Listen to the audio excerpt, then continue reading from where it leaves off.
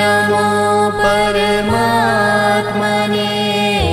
ॐ नमो परमात्मने।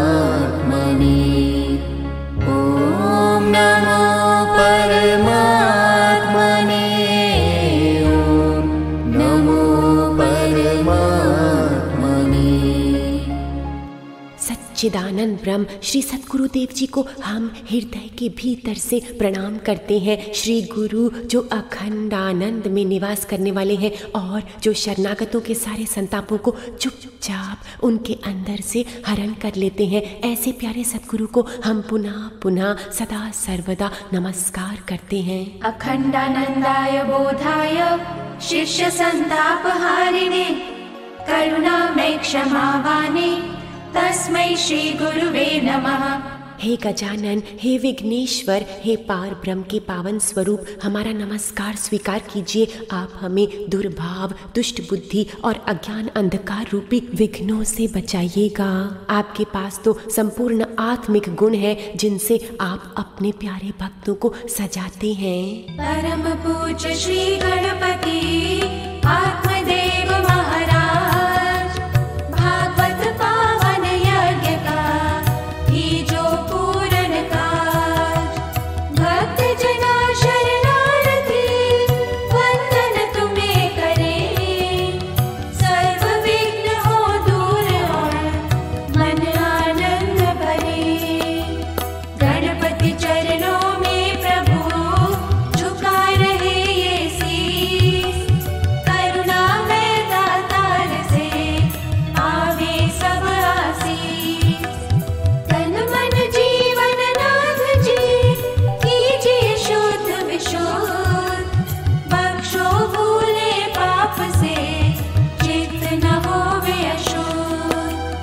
मंगल मार्ग सत्य का चल रे पथिक नदान, हाथ पकड़ पहुँचाइए सुंदर आत्म धाम। हाथ पकड़ पहुँचाइए सुंदर आत्म धाम। श्रीमद् भागवत की महिमा तो अनंत है। इस प्यारे शास्त्र के श्रवण मनन करने से परमात्मा का सच्चा ज्ञान प्राप्त होता है और साथ में उनके चरण कमलों की अविचल भक्ति भी प्राप्त होती है। श्रीमद् भागवत पुराण के भीतर के सत्यों को जानने से ही तो भक्तजन ज्ञान, भक्ति और वैराग्य के अथाह समुद्र का आनंद ले सकते हैं। जो भगवत भक्त हैं, जो श्रीमद् भागवत की महिमा को जानकर हृदय से नमन करते हैं और उनकी शिक्षाओं को अपनाते हैं, उन्हें अवश्य अपने ही भीतर अपनी आत्मा के दर्शन होते हैं। यही प्रभु प्रसाद है। एक अखंड अविनाशी सत्य प्रकट करे हैं दिखात, श्रीमद् भागवत परम पुनीत महिमा बरनी न जात।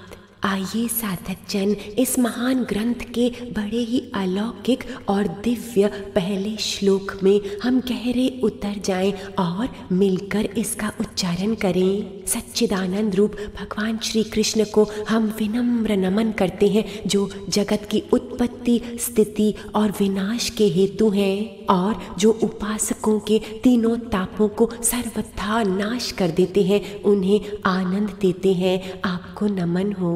सच्चिदानंद रूपाय विश्वोत्पत्त्यादि हेतवे तापत्रय विनाशाय श्री कृष्णाय वयं नुमः। स्वागतं कृष्ण शरणागतं कृष्ण। स्वागतं कृष्ण शरणागतं कृष्ण। स्वागतं कृष्ण शरणागतं कृष्ण। स्वागतं कृष्ण शरणागतं कृष्ण।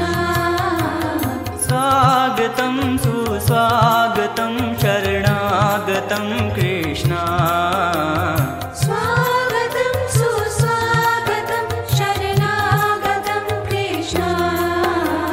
स्वागतं कृष्ण शरणागतं कृष्ण।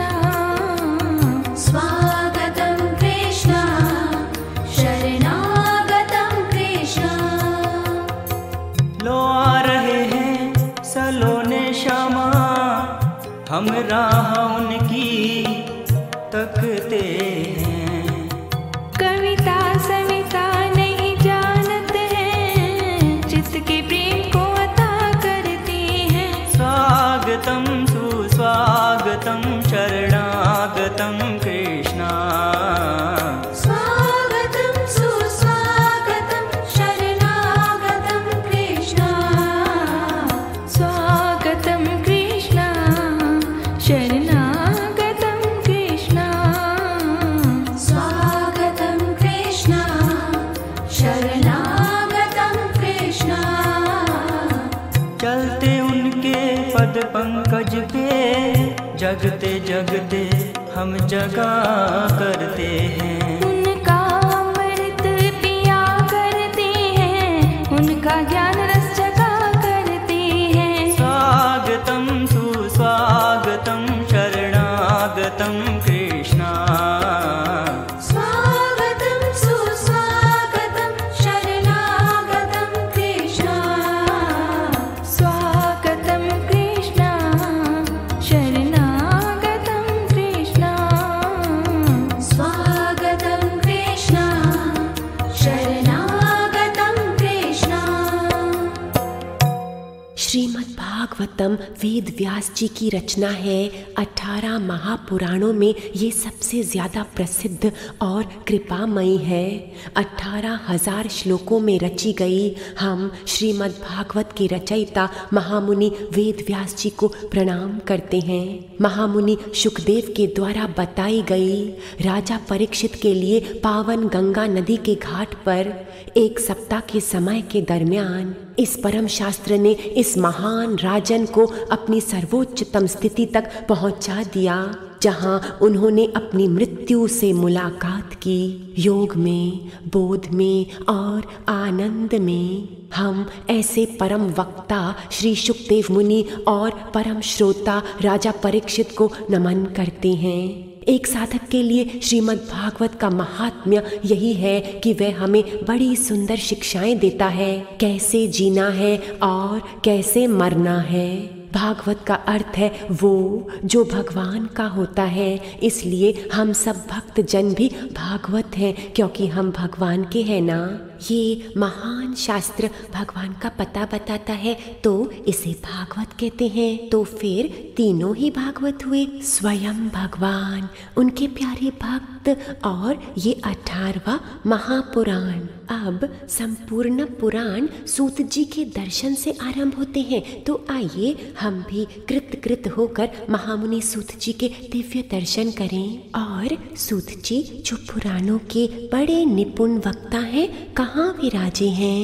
ये नैमिषारण्य वन में विराजे हैं, जहाँ बड़े बड़े महायज्ञ और पूजन होते हैं। नैमिषारण्य वन कौन सा है और यहीं पर श्रेष्ठ भक्ति क्यों होती है? पुराणों में एक कथा आती है कि एक बार ऋषि मुनि तपस्या करने के लिए स्थान खोजते हुए ब्रह्मा जी की शरण में गए। ब्रह्मा जी ने एक चक्र घुमाया और कहा, जहाँ पर भी ये चक्र जाकर रुक जाएगा वही तुम्हारी तपोभूमि होगी। तो फिर ये चक्र इसी स्थान पर आकर रुक गया। यहाँ जहाँ पर हमारे मन का चक्र शांत हो जाता है, यही नैमिषारण्य वन है। आज हम शांति से नैमिषारण्य की तपोभूमि में बैठे हैं। नैमिष का अर्थ है एक क्षण। जिस क्षण में हमारे भीतर प्रभु प्रकट होते हैं वह नैमिषारण्य है। तो फिर इस समय केवल बाहर ही नहीं, हमारे भीतर भी नैमिषारण्य वन स्थित है। अब शौनक आदि ऋषि जो एक महान यज्ञ के लिए नैमिषारण्य में आए थे, उन्होंने सूत जी की शरण ली। हे सूत जी, आप परम ज्ञानी हैं, आप हर रहस्य को जानते हैं। कृपा करके बताइए कि इस मनुष्य जीवन का लक्ष्य क्या है?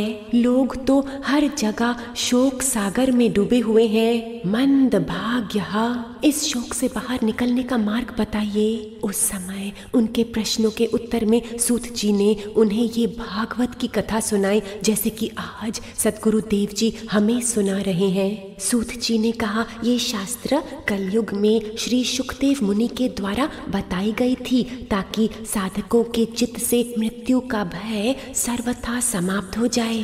अरे बड़े ही पुण्यों की कमाई से इस भागवत शास्त्र का श्रवण हो पाता है। जब राजा परीक्षित शुकदेव मुनि से इसका श्रवण कर रहे थे तो वहाँ पर देव प्रकट हुए एक अमृत का कलश लेकर के और कहने लगे, हे मुनीश्वर, आप ये अमृत स्वीकार कीजिए और बदले में इस शास्त्र के ज्ञान अमृत का हमें पान कराइए। शुकदेव मुनि खूब मुस्कुराए। इस नाशवंत अमृत से सच्चे अमृत की प्राप्ति कैसे हो सकती है? एक कांच की एक सच्चे हीरे से तुलना कैसे हो सकती है?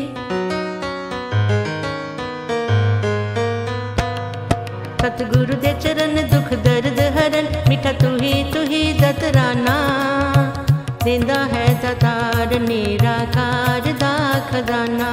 सतगुरु दे चरण दुख दर्द हरन, मिठा तू ही दतराना, देंदा है दातार निराकार दा खजाना।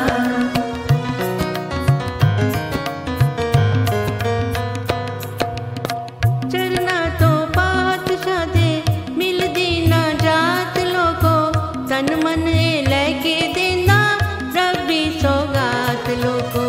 चरना तो पातशाह दे मिलदी न जात लोगो, तन मन लेके देना रब्बी सौगात लोगो। और किथे भी मिलना नहीं, जग सारा है अनजाना, और किथे भी मिलना नहीं, जग सारा है अनजाना। देंदा है दातार निराकार दा खजाना। देना है दातार निराकार दा खजाना।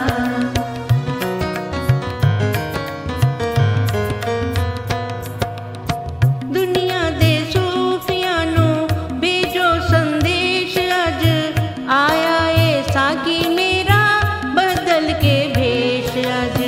दुनिया दे सूफियां नू भेजो संदेश, अज आया ए साकी मेरा बदल के भेष अज। सब सुराइयां भर भर ले जाओ, खुल गया मैं खाना, सब सुराइयां भर भर ले जाओ, खुल गया मैं खाना। देंदा है दातार निराकार दा खजाना। देना है दातार निराकार दा खजाना।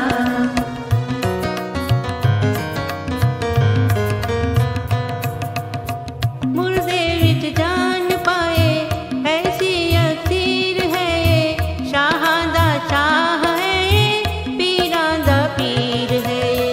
मुर्दे विच जान पाए ऐसी अक्सीर है ये, शाह दा शाह है ये, पीरा दा पीर है ये। चतुराइयां नल वस नहीं आंदा, पाले बन के निमाना, चतुराइयां नल बस नहीं आंदा, पाले बन के निमाना। देंदा है दातार निराकार दा खजाना। देना है दातार निराकार दा खजाना।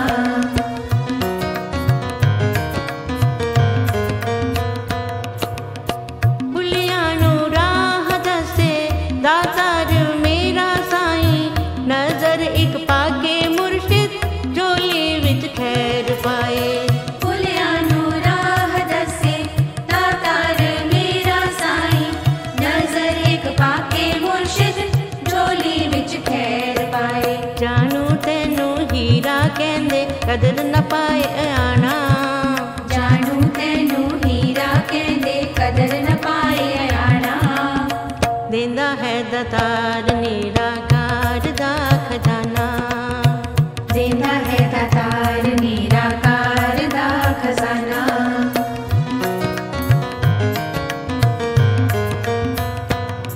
सतगुरु दे चरण दुख दर्द हरन, मिठा तू ही दतराना, देंदा है दातार निराकार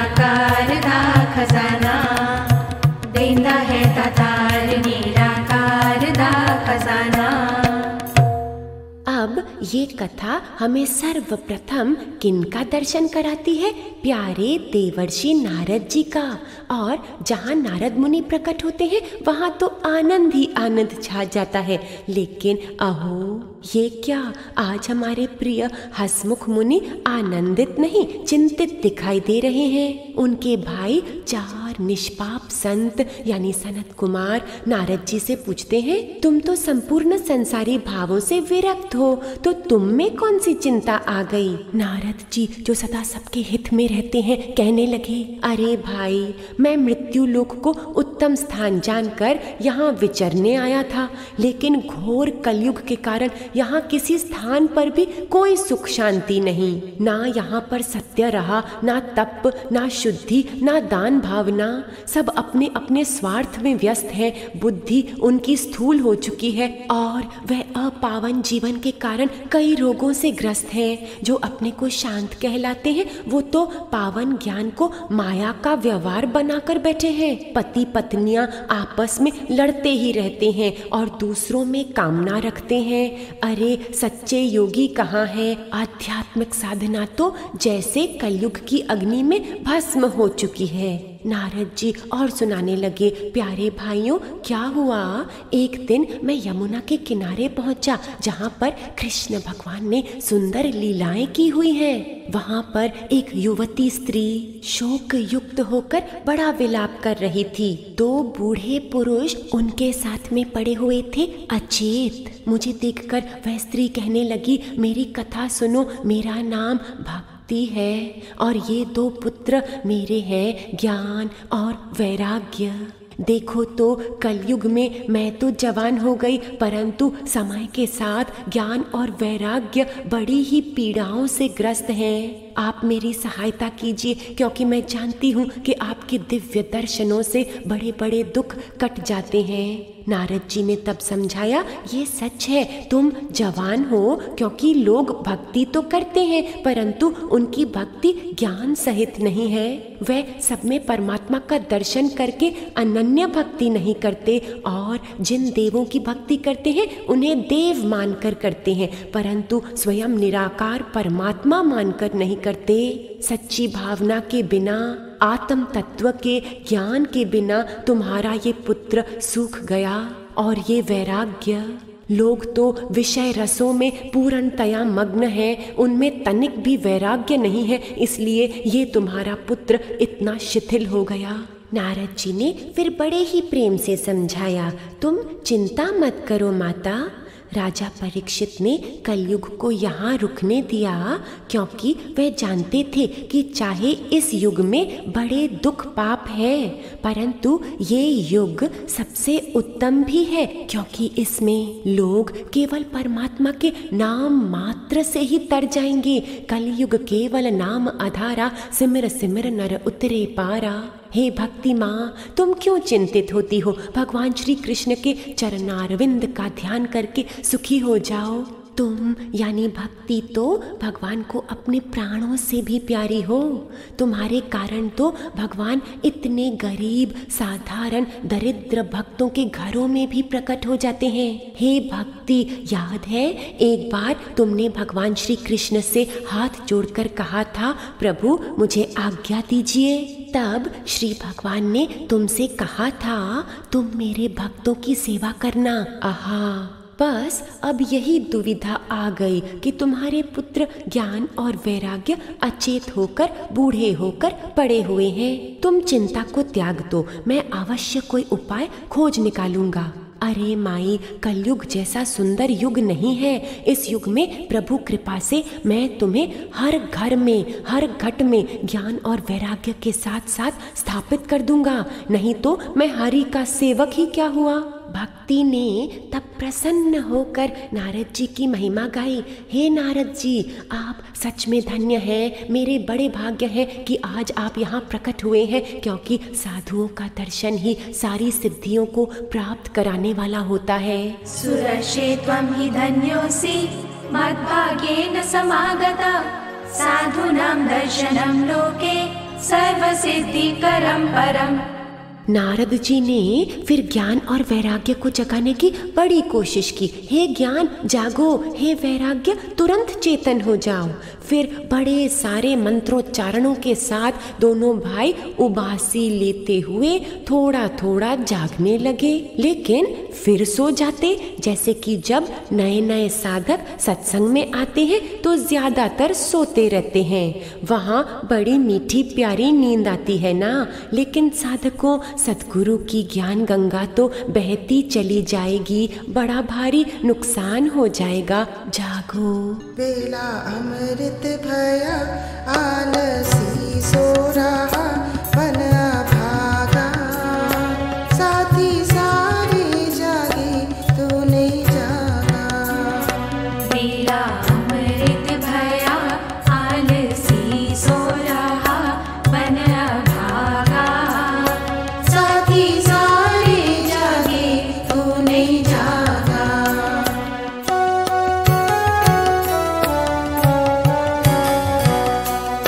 झोलियां भर रहे भागा वाले, सारे पतितों ने जीवन संभाले। रंग राजे बने भक्ति रस में सने, कष्ट भागा साथी सारे जागे तू नहीं जागा।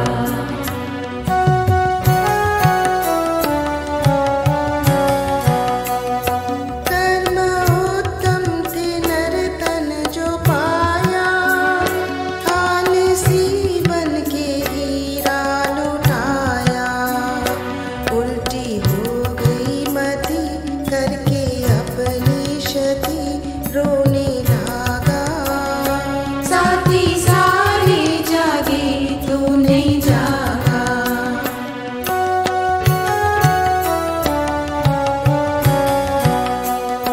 धर्म आत्म का तूने न पाला, वेला अमृत गया न संभाला। सौदा घाटे का कर हाथ माथे पे धर, फिर पुकारा साथी सारे जागे तू नहीं जागा।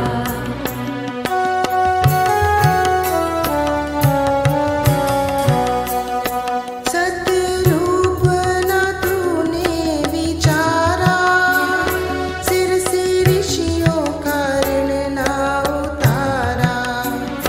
हंस का रूप था गंदला पानी पिया, बन के कागा साथी सारे जागे तू नहीं जागा।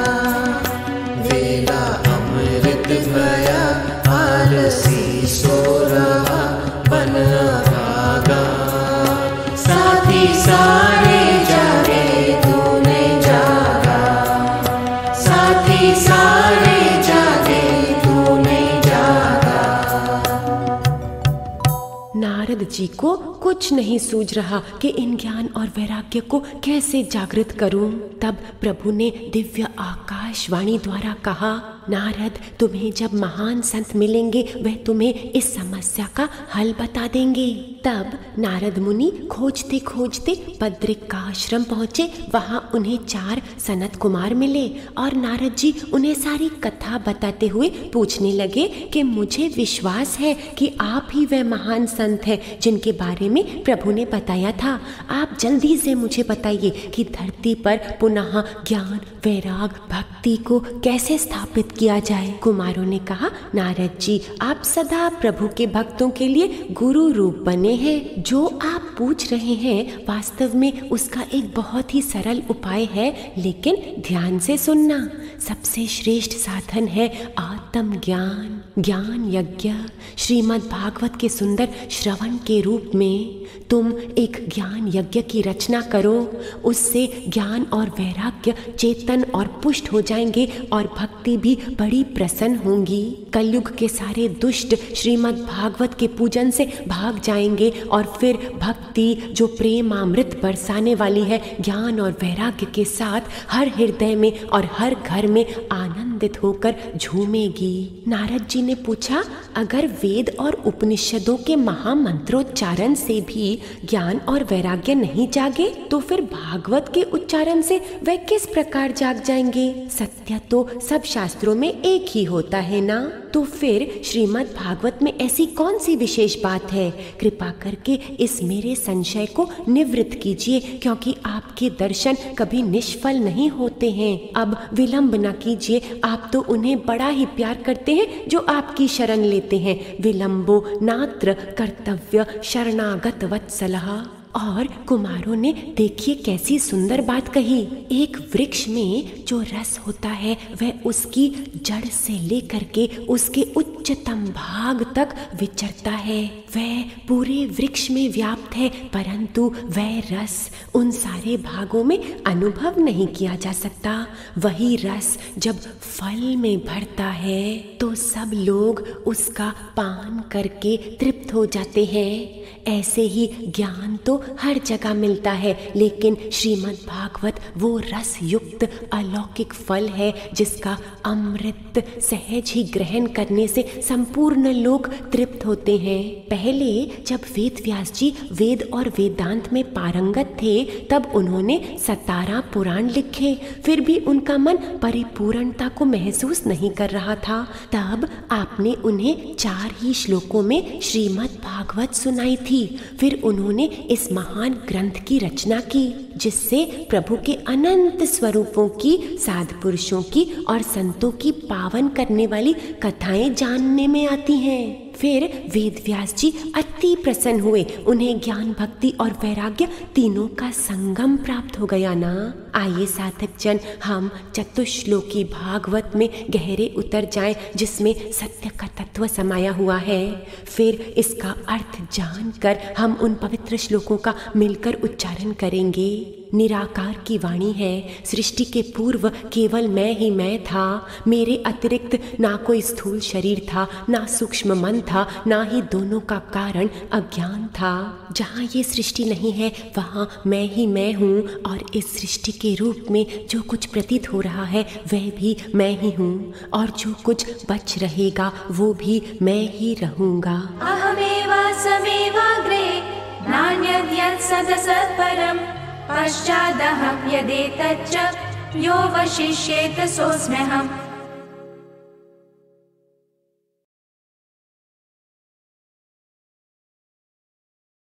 वास्तव में ना होने पर भी जो कुछ अनिर्वचनीय वस्तु मेरे अतिरिक्त मुझ परमात्मा में 2 चंद्रमाओं की तरह मिथ्या ही प्रतीत हो रही है, अथवा होते हुए भी आकाश मंडल के नक्षत्रों में राहु की प्रतीति नहीं होती, इस तरह मेरी प्रतीति नहीं होती, इसे मेरी माया समझना चाहिए। लितेथं यत् प्रतीयेत न प्रतीयेत चात्मनि तद्विद्यादात्मनो मायां यथा भासो यथा तमः। जैसे प्राणियों के 5 तत्वों वाले शरीर में 5 तत्व अपना अपना कार्य करने के लिए प्रवेश करते भी हैं, परंतु बीज रूप में वह 5 तत्व उन शरीरों में पहले ही विद्यमान है, स्थित है, तो फिर वह प्रवेश नहीं भी करते। वैसे ही शरीर दृष्टि से देखो तो मैं सबके शरीरों में प्रवेश करता भी हूँ, परंतु आत्म दृष्टि से देखो तो शरीर है ही नहीं। सब आत्मा ही आत्मा है, तो फिर मैं कहीं पर प्रविष्ट कर ही नहीं सकता, क्योंकि मैं पहले से ही विद्यमान हूँ। यथा महान्ति भूतानि भूतेषु च वचेष्वनु प्रविष्टान्य प्रविष्टानि तथा तेषु न तेष्वहम्। ये ब्रह्म नहीं, ये ब्रह्म नहीं, इस प्रकार मन की सब कल्पनाओं को खत्म करना और ये ब्रह्म है, ये ब्रह्म है, हर वस्तु में इसी भाव को पक्का करना, ये सिद्ध कर देगा कि सर्वातीत एवं सर्वस्वरूप भगवान ही सदा सब जगह स्थित है। वह ही वास्तविक तत्व है। जो आत्मा और परमात्मा का तत्व जानना चाहते हैं उनके लिए यही ज्ञान आवश्यक है। एतावदेव जिज्ञास्यम् तत्त्वजिज्ञासुनात्मना अन्वयव्यतिरेकाभ्यां यत् स्यात् सर्वत्र सर्वदा। तो फिर नारद जी ने कहा, भक्ति, ज्ञान और वैराग्य को स्थापित करने के लिए और आत्मदर्शन की प्राप्ति के लिए मैं एक ज्ञान यज्ञ की रचना करना चाहता हूँ, जो श्रीमद् भागवत के द्वारा प्रकाशित होगा। अब आप सब कृपा करके बताइए कि ये कथा कितने दिनों में पढ़ी जाए और इसकी विधि क्या है। सनत कुमारों ने धीरज और कोमलता से बताया, चलो हम गंगा के घाट पर ही चलते हैं और श्रीमद् भागवत का पाठ 7 दिन में पूर्ण करेंगे। जब वहाँ चलकर सब विराजे, बड़े बड़े ऋषि मुनि भक्त, वेद तथा मंत्र सब आके आनंद में बैठ गए। तब कुमार कहने लगे, साधकों को सत्य का श्रवण करते ही रहना चाहिए जब तक श्री हरि आके आप चित्त में पूर्णतया समा न जाए। ये भागवत पुराण 18,000 श्लोकों में रची गई है और ये श्लोक 12 स्कंधों में बटे हैं। ये राजा परीक्षित और उनके परम पावन सद्गुरु शुकदेव मुनि के बीच का उत्तम संवाद है। ये जो ज्ञान यज्ञ है ये संसार में बड़ा ही दुर्लभ है। अनंत जन्मों के पुण्य जब उदय होते हैं तब इसका श्रवण प्राप्त होता है। कलयुग में मनुष्यों के एकत्रित पापों के पर्वतों को मिटाने वाला श्रीमद् भागवत की कथाओं से अधिक श्रेष्ठ और कुछ भी नहीं।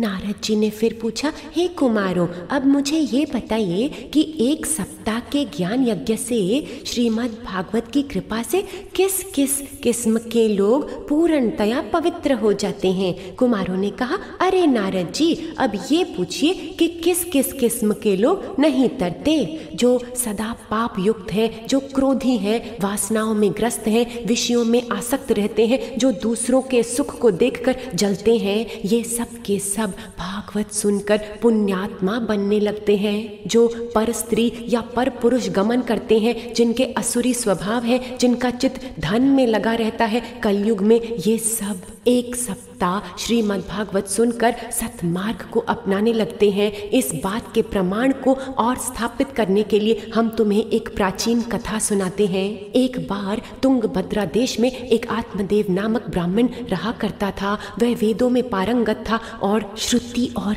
स्मृतियों के अनुसार यज्ञ पूजन कराता था। वह बड़ा ही धर्मात्मा था। आत्मदेव की एक पत्नी थी जो दिखने में बड़ी सुंदर थी और गृहस्थ के कार्यों में बड़ी निपुण थी। साथ ही साथ वह इधर उधर की बातें करने में भी बड़ी निपुण थी और परचिंतन करने में अथक थी और उसका नाम था धुंधुली, यानी धुंधुली बुद्धि। अब इन दोनों की उम्र बढ़ती जा रही थी और इनको कोई भी संतान नहीं थी। तो आत्मदेव खूब दान पुण्य करने लगा, फिर भी उनको कोई संतान न हुई। तो ब्राह्मण चिंता में रहने लगा। एक बार आत्मदेव जंगल में गया तो वहाँ उसे एक सन्यासी मिला। तो फिर सन्यासी को सिर झुकाकर आत्मदेव लंबी सांस भरकर कहने लगा, हे साधु, पिछले जन्मों के पापों की वजह से मुझे आज कितना बड़ा दुख है। मेरे चित्त में पुत्र प्राप्ति की बड़ी इच्छा है और इसी वजह से मैं शोक में डूबा हुआ हूँ। सन्यासी ने कहा, हे ब्राह्मण, अच्छा होगा तुम इस इच्छा को त्याग दो।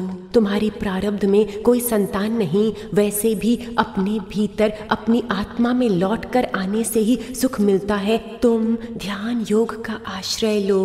मानव सोचो जग के सुख का विस्तार रहेगा कितने दिन, सत्कार रहेगा कितने दिन, ये प्यार रहेगा कितने दिन।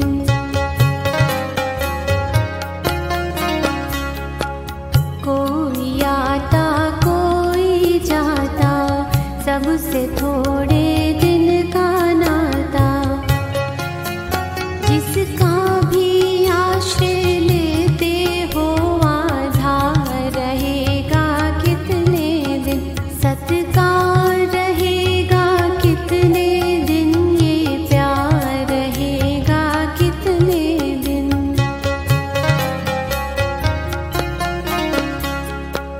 चाहे पिता हो या माता हो, पत्नी हो सुत या भ्राता हो, तुम जिसको भी अपना कहते हो अधिकार रहेगा कितने दिन, सत्कार रहेगा कितने दिन, ये प्यार रहेगा कितने दिन।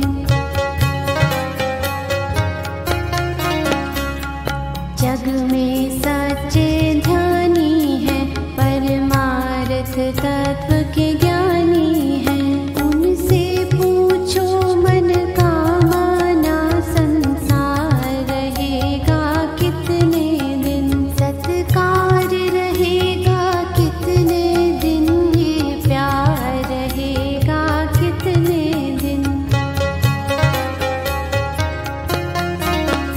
तुम प्रीत करो अविनाशी से, मिल जाओ सब उर्वासी से। ऐ पथिक यहाँ में मेरे का व्यापार रहेगा कितने दिन, सत्कार रहेगा कितने दिन, ये प्यार रहेगा कितने दिन। मानव सोचो जग के सुख का विस्तार रहेगा कितने दिन, सत्कार रहेगा कितने दिन, ये प्यार रहेगा कितने दिन।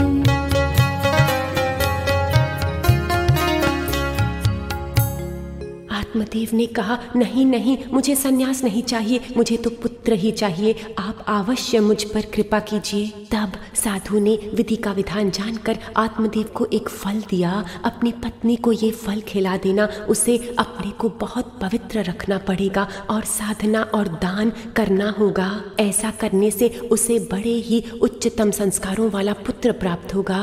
ऐसा कहकर वह चला गया और ब्राह्मण ने अपने घर लौटकर बड़े ही हर्षित होकर धुंधुली को ये फल दिया। अब साधक जन किसी धुंधुली बुद्धि को अमृत देंगे तो वो कैसे उसका मोल कर पाएगा।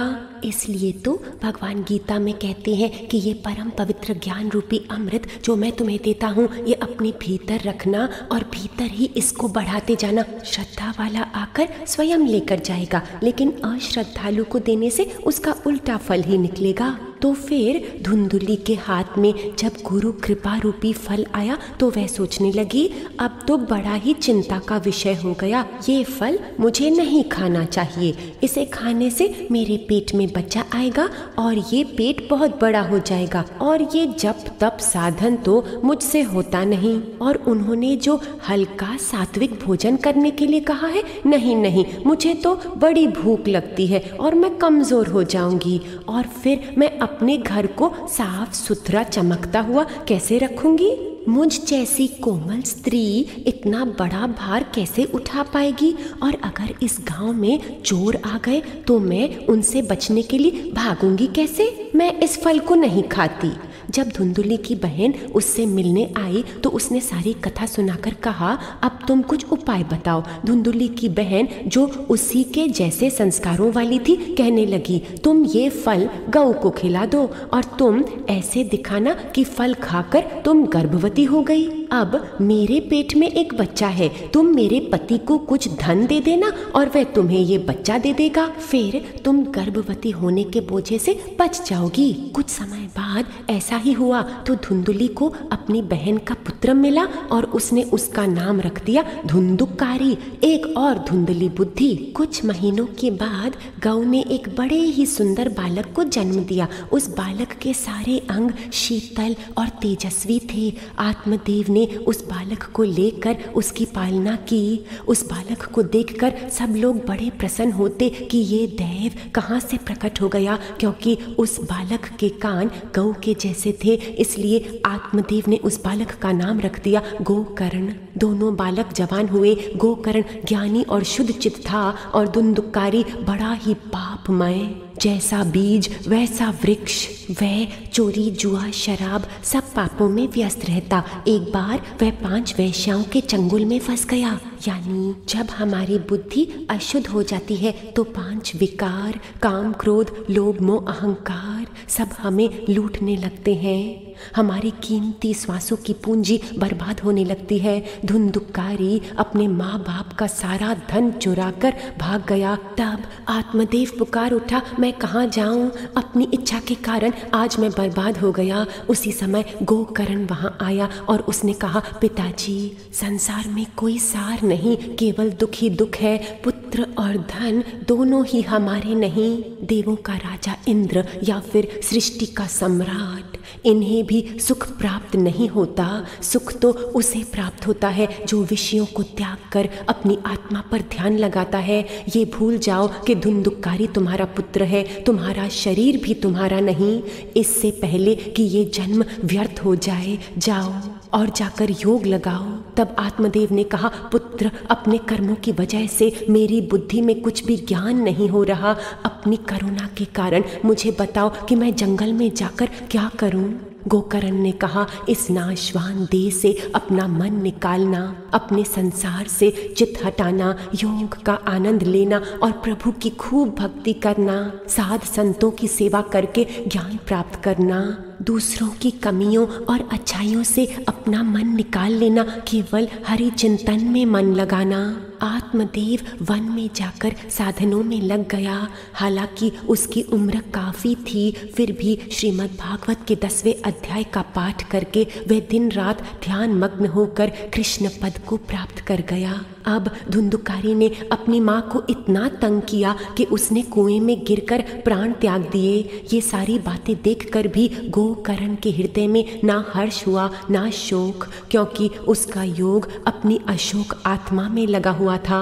अब धुंधुकारी 5 वैश्याओं के साथ अपने घर में रहने लगा। एक दिन वैश्याओं ने सोचा कि रोज चोरी करके आता है, हम भी पकड़े ना जाएं, तो उन्होंने धुंधुकारी का वध कर दिया और सारा धन लेकर भाग गईं। साधकों, देखो तो पहले हम भोगों को भोगते हैं, फिर वही भोग हमें भोग लेते हैं। अपने बहुत सारे पापों की वजह से धुंधुकारी एक प्रेत बन गया। धूप छांव से पीड़ित, सर्दी गर्मी से परेशान, भूख प्यास से ग्रस्त, हर तरह से दुखी हुआ ये प्रेत एक दिन अपने भाई गोकर्ण के पास आया, लेकिन वह प्रेत योनि में होने के कारण कुछ बोल नहीं पा रहा। तब गोकर्ण ने आचमन जल उसके ऊपर छिड़का तो प्रेत में बोलने की शक्ति आई, क्योंकि यज्ञ के आचमन से हमारे कुछ पाप कट जाते हैं। हे गोकर्ण, मैं बहुत परेशान हूँ, मेरा कल्याण करने के लिए कुछ उपाय करो, तुम्हारे हृदय में इतनी सारी कृपा है। गोकर्ण ने कहा, अरे भाई, तुम्हारे लिए तो मैं सारे यज्ञ पूजन कर चुका हूँ,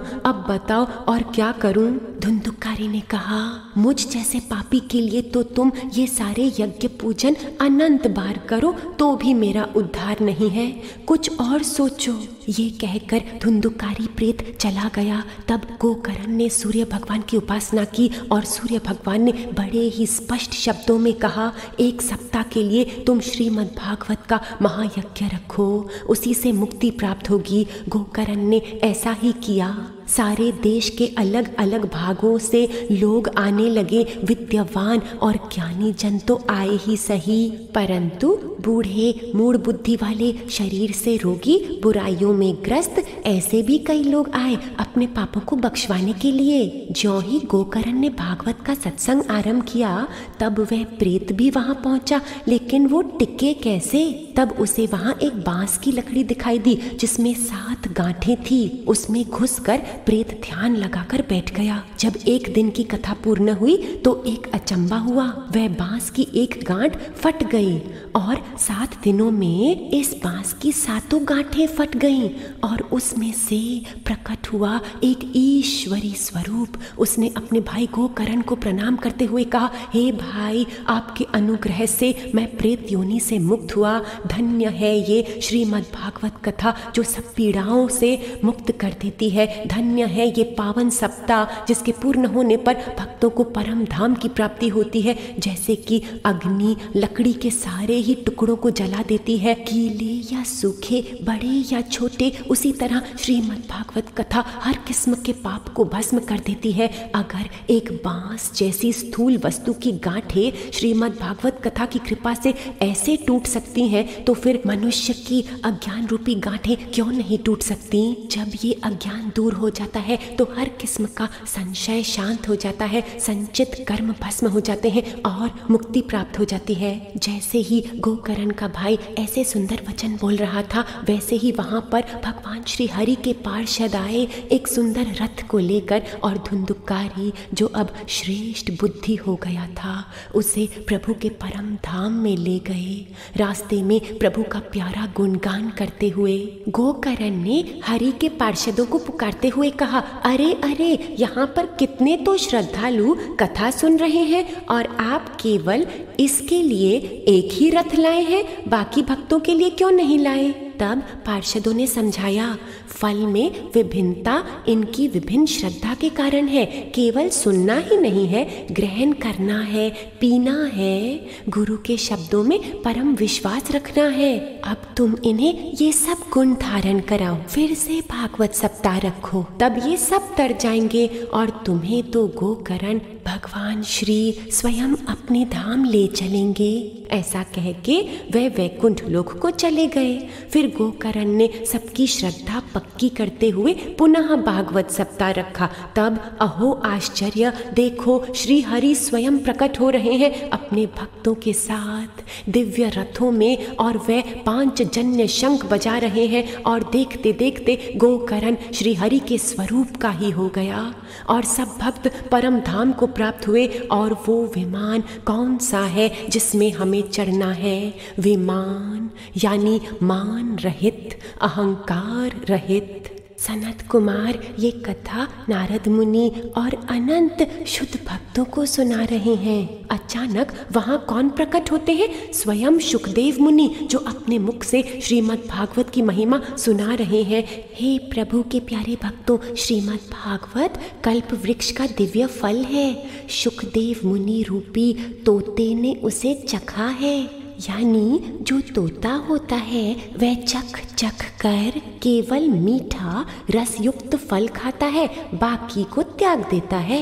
ये भागवत रूपी फल आनंद अमृत से भरा हुआ है, इसकी मिठास बिल्कुल शुद्ध है, अपनी ही है। पुनः पुनः इसका पान करना, तब तुम्हारे सारे देहभाव छूट जाएंगे। जब महामुनि शुका वहाँ सत्संग कर रहे थे तो वहाँ कौन पधारे? स्वयं पार ब्रह्म परमात्मा निराकार श्री हरि पधारे, और देखिए किन किन को लेकर आए हैं, अपने परम भक्तों को। प्रहलाद, बलि, उद्धव, अर्जुन और भी बड़े सारे उनके हृदय के नूर। महान संतों की सभा में सब हर्षित हो गए और खूब कीर्तन हुआ। कीर्तन सुनकर श्री हरि ने प्रसन्न होकर भक्ति, ज्ञान और वैराग्य को आशीर्वाद देते हुए कहा, तुमने तो अपने प्रेम के द्वारा हमें जीत लिया, कोई तो वरदान मांगो। तब उन्होंने नम्रता पूर्वक मुस्कुराते हुए ये वरदान मांगा, हे प्रभुवर, ऐसी कृपा कीजिए कि जहाँ भी श्रद्धालु लोग ये भागवत सप्ताह करेंगे, आप अवश्य अपनी संपूर्ण कृपा और प्यारे भक्तजनों को लेकर वहाँ प्रकट होना। भगवान ने कहा, ऐसा ही हो, और वे अंतर्ध्यान हो गए। साधक जन अनुभव कर रहे हैं ना कि परम ब्रह्म अविनाशी प्रभु इस समय हमारी पूजा में भीतर और बाहर सर्वत्र व्याप्त है अपनी दिव्य शक्तियों के साथ। ये था श्रीमद् भागवत का प्यारा महात्म्य।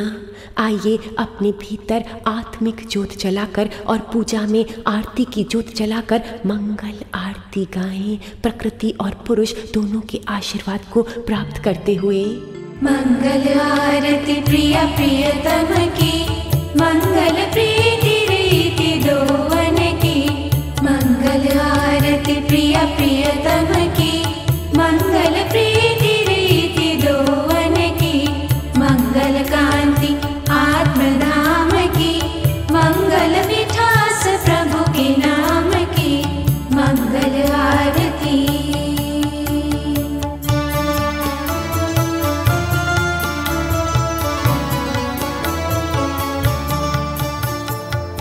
मंगल सदा सब में हरि की, मंगल जिसने की बढ़ती थी। मंगल दर्शन इस मूर्ति की, मंगल सत में हो सुरती की। मंगल आरती प्रिय प्रियतम की, मंगल प्रीति रीति दोवन की। मंगल आरती।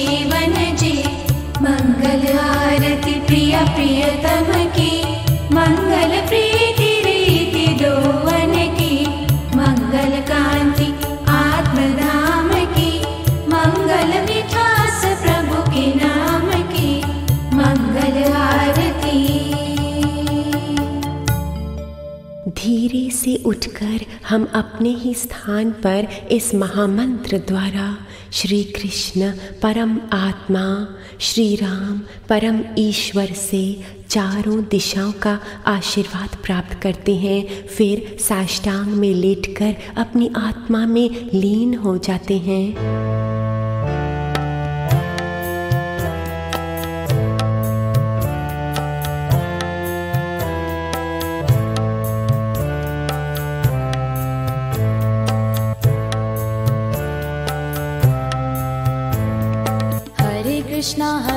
Krishna Krishna Krishna Hare Hare Hare Krishna Krishna Krishna Hare Hare Hare Ram Ram Ram Hare Hare Hare Ram Ram Ram Hare Hare Hare Krishna Krishna Krishna Hare Hare Hare Krishna Krishna Krishna Hare Hare Hare Ram Ram Ram Hare Hare Hare Ram Ram Hare Hare Hare Krishna Krishna Krishna Hare Hare Hare Krishna Krishna Krishna Hare Hare Hare Ram